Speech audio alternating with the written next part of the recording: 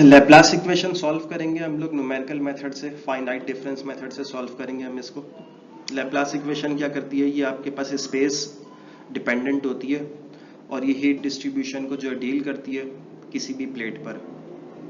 इसको इस तरह से समझ लें कि जैसे ये 100 डिग्री सेंटीग्रेड है और फिर यहाँ से आते आते नीचे एक प्लेट के ऊपर टेम्परेचर ड्रॉप होगा क्योंकि यहाँ पे 50 डिग्री सेंटीग्रेड है। अब यहाँ पे क्या टेम्परेचर होगा, इनकी वैल्यूज हमने फाइंड आउट करनी होती है, तो ये लैप्लास इक्वेशन होती है। स्पेस डिपेंडेंट होती है, एक्स और वाई इस पे डिपेंडेंट वेरिएबल, इंडिपेंडेंट वेरिएबल होंगे। तो एक्स वाई वेरिएबल पे ये डिपेंड करती है, यू जो है वो टेम्परेचर है, एक्स वाई पे डिपेंड करता है। अच्छा, अब आप जब इक्वेशन को देखेंगे यहाँ पे लिखा हुआ है U X X U Y Y, यानी कि डबल डेरिवेटिव हमने फाइंड आउट करना है। पहले सिंगल डेरिवेटिव फाइंड आउट करते हैं। तो फर्स्ट प्रिंसिपल के जरिए जो आप सिंगल डेरिवेटिव फाइंड आउट करते थे वो इस तरह से करते थे कि विद रेस्पेक्ट टू एक्स कर रहे हैं तो एक्स में की नेक्स्ट वैल्यू को आप प्रीवियस वैल्यू से माइनस करा देंगे, तो ये आपके पास जो आ जाएगा डिपेंडेंट वेरिएबल में चेंज आ जाएगा ऊपर, और इसी तरह इंडिपेंडेंट वेरिएबल में जो चेंज है वो नीचे आएगा। जैसे आप ये करते थे ना D Y by D X, तो ये होता था change in X with respect to change in Y. तो चेंज इन एक्स को जो है हम लोग ने कह दिया एच के बराबर है, तो चेंज इन एक्स जो है वो एच के बराबर हमने कंसिडर कर लिया, तो इसीलिए यहाँ पे एक्स प्लस डेल एक्स नहीं लिखा हुआ। अच्छा, इसको आप इस तरह से भी लिख सकते हैं कि जिस वैल्यू पर आप इनिशियल लिए हैं उसमें से माइनस कर दें प्रीवियस वाली वैल्यू। तो इस टर्म को मैं यूज करता हूँ, इस वाली टर्म को, और इसको दोबारा से डबल डेरिवेटिव अप्लाई कर देते हैं इस पे। एक और दफा डेरिवेटिव लेते हैं तो ये डबल डेरिवेटिव हो जाएगा। तो न्यूमरेटर पे जो फंक्शन है उसका दोबारा से डबल डेरिवेटिव लेंगे और फिर वही इंक्रीमेंट करके कि नेक्स्ट वैल्यू में से माइनस प्रीवियस वैल्यू, जो फर्स्ट प्रिंसिपल का तरीका था वो हमने अप्लाई किया, और फिर इसको सिंप्लीफाई करेंगे, एच स्क्वायर हो जाएगा, ये दो टर्म्स ऐड होंगी, तो ये हमारे पास एक फॉर्मूला आ जाएगा। अच्छा, यहाँ पे लिमिट हम लोग h टेंस टू इन्फिनिटी लेते, h टेंस टू 0 लेते थे। अब ये क्योंकि फाइनाइट डिफरेंस मेथड से हम लोग कर रहे हैं तो यहाँ पे जो है ना एक फाइनाइट डिस्टेंस लेंगे, यानी कि h की वैल्यू को हम 1 ले सकते हैं, 0.5 ले सकते हैं h की वैल्यू को। h जो हो सकता है 1 के बराबर हो सकता है, 0.5 हो सकता है, 0.25 हो सकता है, टेंस टू 0 नहीं हो सकता। हमने फाइनाइट कोई नंबर लेना है जिसको हम लोग मेजर कर सकें। अच्छा, तो ये फाइनाइट डिफरेंस के लिए हमने ये h को जो है क्योंकि फाइनाइट है हमारे पास, तो ये इसको i की फॉर्म में ले लिया। i रिप्रेजेंट करेगा आपको x, j रिप्रेजेंट करेगा आपको y। तो i प्लस 1 आ गया आपके पास, नेक्स्ट वैल्यू है। अच्छा, प्लस 1 का मतलब ये नहीं है कि एक ही आपने इंक्रीज करना है। अब इसको इस तरह से देखें कि ये x है, ये y है। अगर h जो है वो आपके पास 2 है, तो ये 0 से अगर आप स्टार्ट कर रहे हैं तो यहाँ पे 2 आएगा, फिर यहाँ पर 4 आएगा, फिर यहाँ पर 6 आएगा। तो ui प्लस 1 का मतलब ये नहीं होगा कि आप यहाँ पे 0 से स्टार्ट कर रहे हैं तो 1 पे आ जाए, ये डायरेक्ट 2 पर आएगा। ये नेक्स्ट वैल्यू है, इसका ये मतलब है कि नेक्स्ट वैल्यू 2 के बाद नेक्स्ट वैल्यू आपके पास 4 आएगी, इसके बाद नेक्स्ट वैल्यू 6 आएगी। अच्छा, इसी तरह सिमिलरली y के लिए भी एक फॉर्मूला आ जाएगा, बिल्कुल इसी तरह ही ड्राइव हो जाएगा। और वो अब इस फॉर्मूले को अगर आप उसमें पुट करते हैं लैप्लास इक्वेशन में, तो लैप्लास इक्वेशन में हम लोग इसको पुट करते हैं। ये दो वैल्यूज हमने फाइंड आउट करी हुई है, इसको लैप्लास इक्वेशन में पुट करेंगे। लैप्लास इक्वेशन में पुट करने के बाद अब ये जो प्रॉब्लम है, ये वाली मैं प्रॉब्लम सॉल्व कराऊंगा। इसमें h जो है ना, अगर आप यहाँ से यहाँ पर आ रहे हैं तो आप देखें x में कितना चेंज आ रहा है। तो h जो है वो आपके पास 1 के बराबर है, 1 से 2 पे गए ना। इसी तरह जब आप वर्टिकल जा रहे हैं तो इसमें आपके पास k में y में कितना चेंज आ रहा है, 1 से 2, तो k जो है वो आपके पास 1 के बराबर है। अच्छा, डिफरेंट प्रॉब्लम्स में जो डिफरेंट तरीके से डिफाइन हुआ होता है h और k, तो यहाँ पे मैंने फिगर बना के जो है डिफाइन किया हुआ है, तो डिफरेंट तरीके से ये डिफाइन होगा प्रॉब्लम के अंदर। h और k की क्योंकि इस प्रॉब्लम को मैं सॉल्व कर रहा हूँ तो h और k को मैं 1 रख देता हूँ और सिंप्लीफाई करते हैं। अच्छा, अब इस इक्वेशन में से हमने जो है ना निकालना ये है, i, j निकालना है। क्योंकि i कॉमा जे जो होगा वो आप इस तरह से इसको आइडेंटिफाई कर सकते हैं कि ये 1 कॉमा 1 है, तो ये 1 1, तो i की वैल्यू 1 है, j की वैल्यू 1 है, तो इस तरह से i और j की वैल्यू 1 रख के 1 1 रख के आप इस पॉइंट की वैल्यू फाइंड आउट कर सकते हैं। तो इसलिए हम लोग इंटरेस्टेड है i कॉमा 1 j में। इसको सेपरेट कर लेते हैं तो ये मेरे पास फॉर्मूला बन जाएगा। अब ये फॉर्मूला थोड़ा सा आप समझे कि ये किस तरह से डिफाइन हो रहा है फॉर्मूला। जैसे 2 कॉमा 1 चाहिए आपको, तो जहां पे जब आप i की जगह 2 रखेंगे, यहाँ पे 2 रखेंगे और यहाँ पे 1 रखेंगे। जब i की जगह 2 रखेंगे तो यहाँ 3 आ जाएगा और यहाँ 1 आ जाएगा। यहाँ पे आ जाएगा 2 कॉमा 1 और यहाँ पर आ जाएगा 3 कॉमा 2, इस तरह से आ जाएगा। अब जब आप इनको रीड करेंगे ना, तो ये बिल्कुल एग्जैक्टली इसके साइड वाली वैल्यूज निकलेंगी, इसके नेबर वैल्यूज निकलेंगी। तो ये 1 कॉमा 1 ये आ जाएगा, 2 कॉमा 1 जब आपने पुट किया तो यहाँ पे एक पॉइंट आपको चाहिए होगा, 3 कॉमा 1 चाहिए होगा आपको, और इसी तरह आपको यहाँ पे चाहिए होगा 3 कॉमा 2, ये पॉइंट चाहिए होगा। अच्छा, तो ये 3 कॉमा 1 ये आ गया आपके पास। अच्छा, यहाँ पे 2 पुट किया था तो ये 1 आना था यहाँ पर, 1 कॉमा 1 ये आ गया। इसी तरह 3 कॉमा 2 यहाँ पे 2 पुट करना था, तो 2 कॉमा 2 होगा ये। और फिर यहाँ पे आपने 2 पुट किया और 1 पुट किया तो 0 जाएगा, ये नीचे वाली साइड आएगी इसकी। तो अब ये फॉर्मूला जिस पॉइंट पे भी आप अप्लाई करेंगे ना, उसकी नेबर वैल्यूज को ये ऐड करके डिवाइड बाय 4 करेगा। ये इसको एक दफा ट्राई करेगा आप, तो फॉर्मूला अगर आप इस तरह वैल्यूज पुट कर करके बता भी नहीं रहे हैं फॉर्मूला, तो आपको एक आइडिया होगा कि अगर आप ये वाली वैल्यू फाइंड आउट कर रहे हैं तो इसके लेफ्ट पे, इसके राइट पे जो वैल्यू है, इसके टॉप पे जो वैल्यू है और इसके डाउन साइड पे जो वैल्यू है, इसको आपने ऐड करना है और डिवाइड बाय 4 करना है, यानी एवरेज मेथड है, ये एवरेज करना होगा।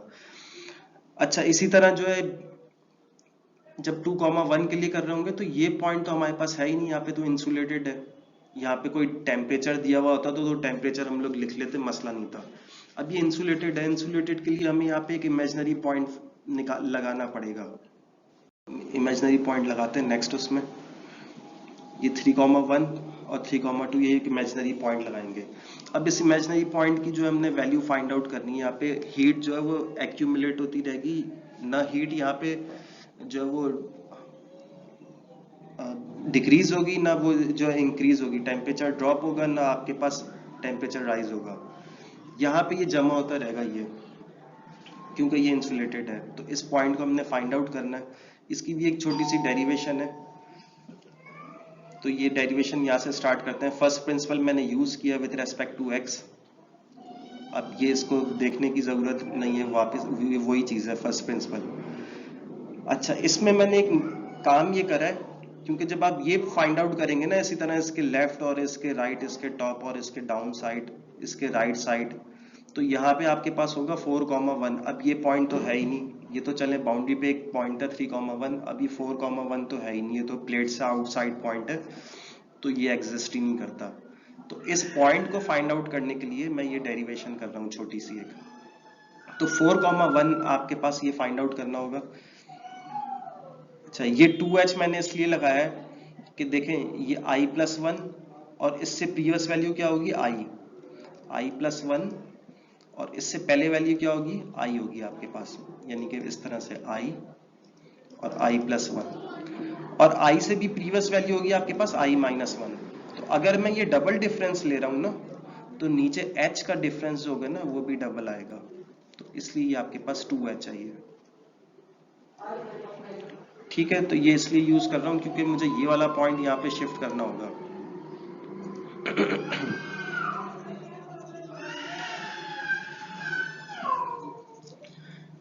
अच्छा, अब एक और भी चीज समझ लेते हैं यहाँ पे कि ये जो आपके पास बाउंड्री है, ये एक्स एक्सिस चल रहा है, ये वाई एक्सिस चल रहा है, ये बाउंड्री यहाँ पे 0 है।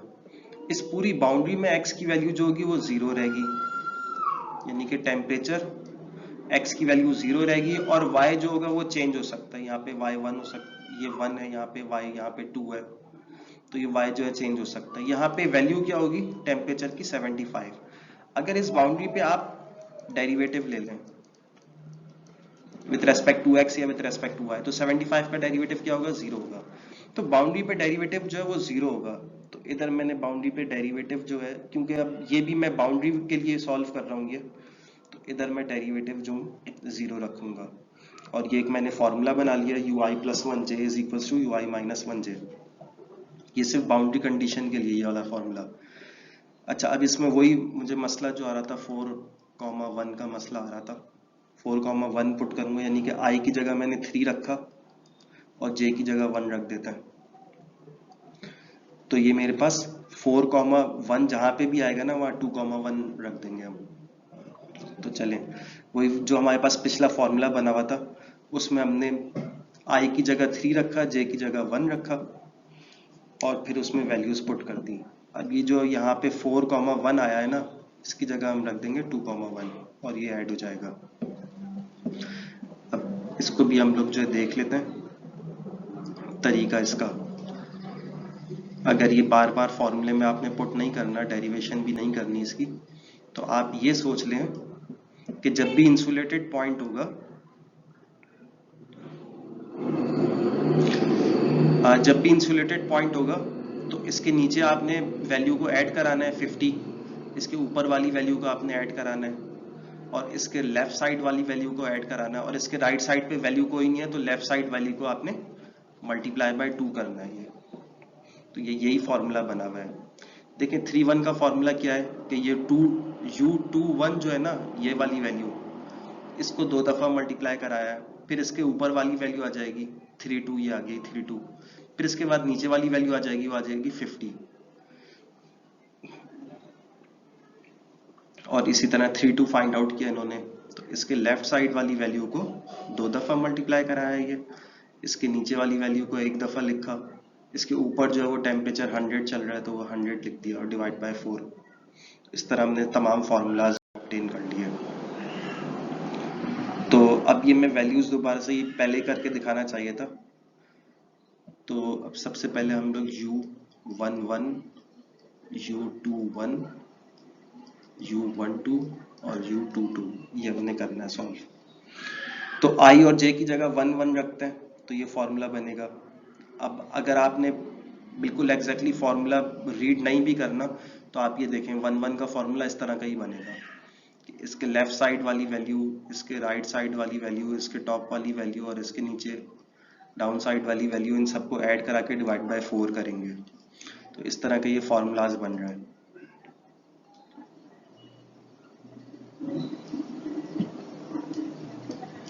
अच्छा, सिमिलरली अब ये सारे फॉर्मूलाज आप ये वैल्यूज पुट कर करके इस तरह बना लें।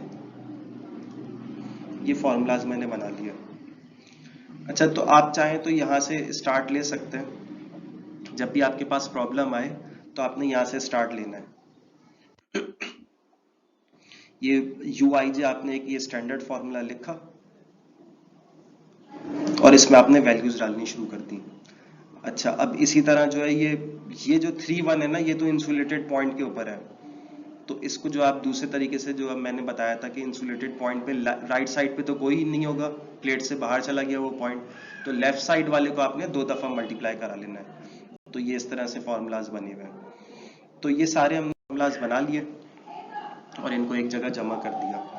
अब हम इनकी वैल्यूज फाइंड आउट करते हैं। ये जो मेरे पास है ना, इनकी वैल्यूज फाइंड आउट करते हैं। देखिए 100 से 50 आते आते टेम्परेचर ड्रॉप होगा, तो यहाँ पे क्या टेम्परेचर होगा और यहाँ पे क्या टेम्परेचर होगा, ये फाइंड आउट करना है। तो ये हम फाइंड आउट करते हैं। तो मैंने u11 फाइंड आउट करना है। अच्छा, मैं स्टार्ट इस तरह से कर रहा हूँ, u11, ये मर्जी है आपकी, कहीं से किसी भी पॉइंट से स्टार्ट कर सकते हैं।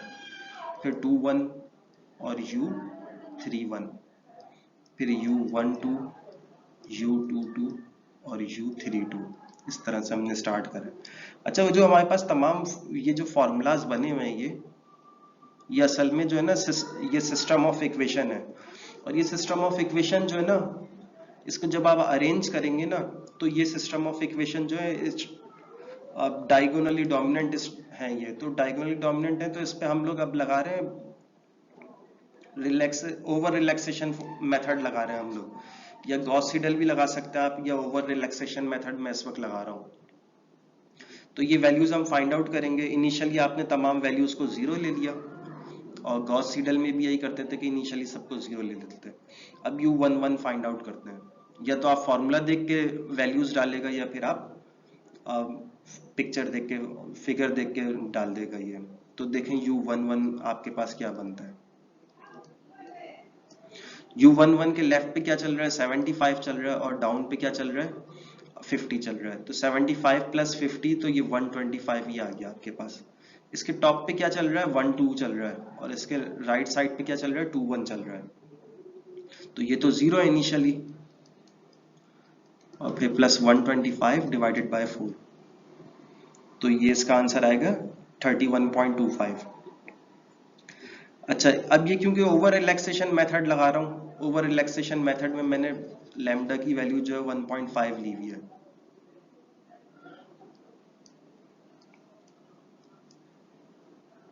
उसका फॉर्मूला मैं लिख देता हूँ। ओवर रिलैक्सेशन का फॉर्मूला ये है।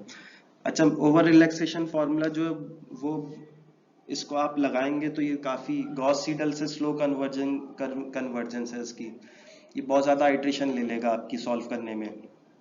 तो आप इसको बस एक आइट्रेशन पे अप्लाई करें, उसके बाद फिर आप गॉस सीडल अप्लाई करते रहें। तो देखिए मैंने सिर्फ एक ही दफा ओवर रिलैक्सेशन अप्लाई किया है, उसके बाद फिर आप गॉस सीडल अप्लाई करते रहेगा, नहीं बहुत ज्यादा टाइम ले लेगा आपका।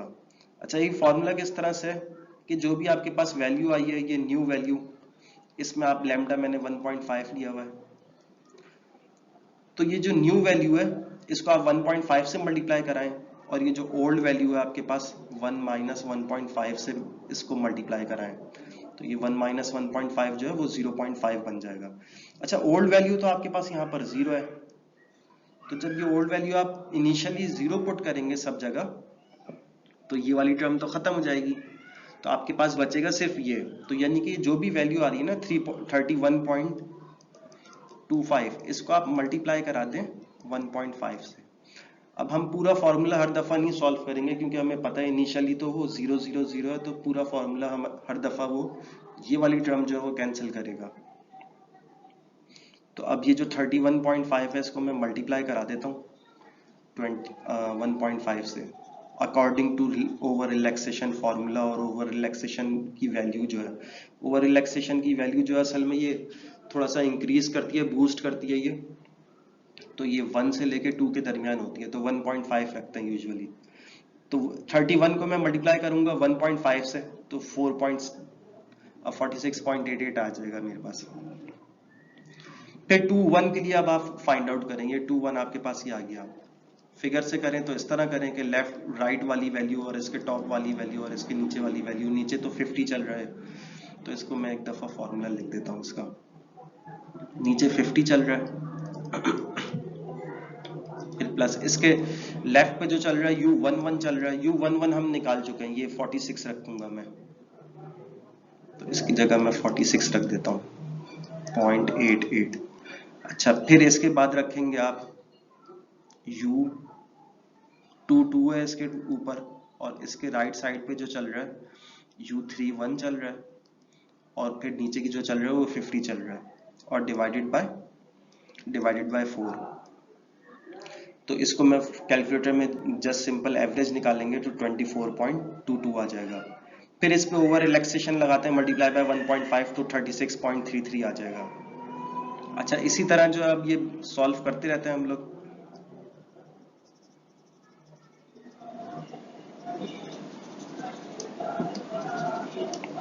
अच्छा, फिर नेक्स्ट वैल्यू 31 में करके दिखा देता हूँ।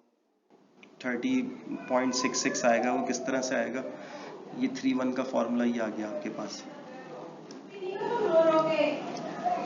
ये 31 आ गया, डिवाइडेड बाय 4 आएगा। अब अगर आपने इसको पिक्चर से देखना है तो इस तरह से देख सकते हैं कि इसके ऊपर वाली वैल्यू U32 है,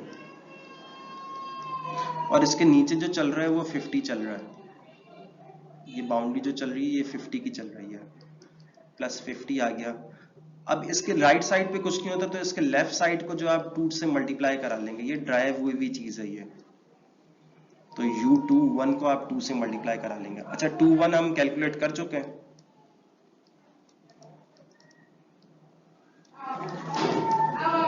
32 हमने कैलकुलेट नहीं किया तो वो इनिशियली 0 है, plus 50 plus 2 multiply by U21 हमने निकाल लिया, जो ये करेक्ट वाली वैल्यू है ना, ये 36 ये रखेंगे 36.33।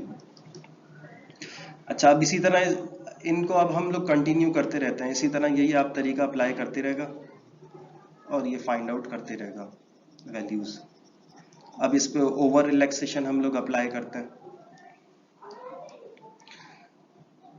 तो 46 हो जाएगा, इसको मल्टीप्लाई बाय 1.5 करेंगे आप, फिर नेक्स्ट वैल्यू फाइंड आउट कर लें फॉर्मूला में पुट करके, और फिर इस तरह से इसको कंटिन्यू कर लें। अब नेक्स्ट टाइम मैंने बोला है कि मैं ओवर रिलैक्सेशन नहीं लगाऊंगा, तो बस जस्ट आप ये U11 U22 ये फॉर्मूला अप्लाई कर ले, फॉर्मूलाज अप्लाई कर लेगा। अब ये U11 लगेगा, इसका फॉर्मूला 21, तो 21 आपके पास कहाँ है, ये 36 आ गया,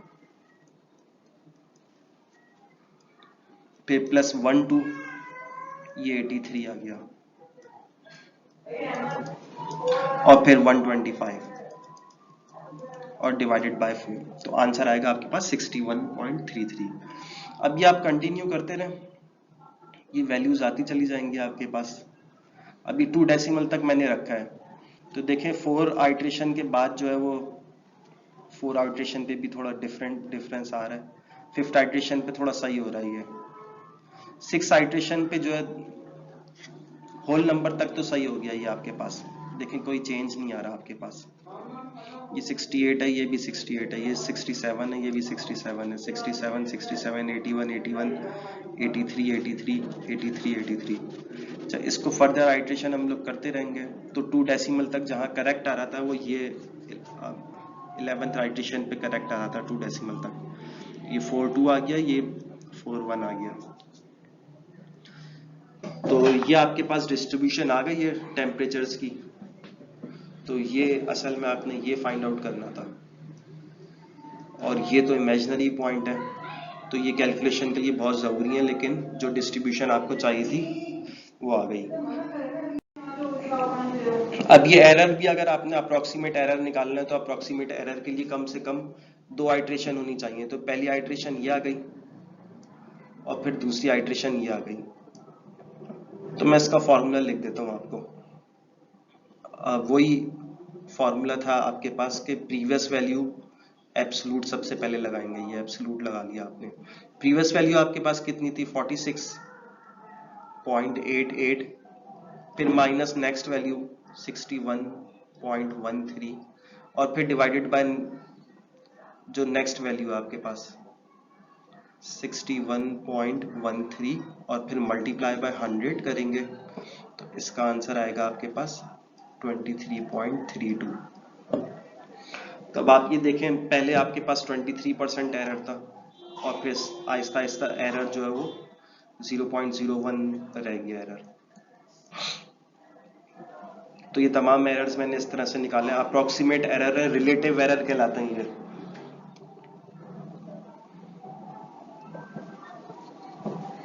तो बस ये कंप्लीट हो गया, बस अब ये सवाल यहाँ पर।